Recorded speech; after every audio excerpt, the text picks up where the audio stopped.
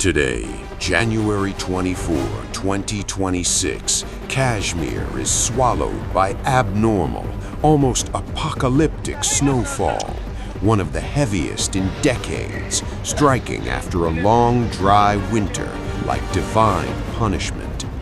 Valleys and high reaches buried under 2 to 3 meters, Srinagar, Gulmarg, Pahalgam, Sonamarg turned into white death traps where people drown in drifts, homes collapse under snow weight.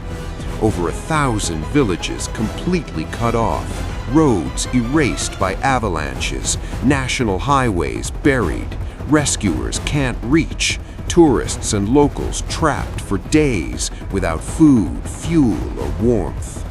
Dozens dead from avalanches, landslides, and freezing, people dying in cars, children screaming from cold, families desperately waiting for help. Power cut in hundreds of areas, communication gone, avalanches still coming down. IMD warns the storm rages on, more blockages and deaths inevitable in coming days.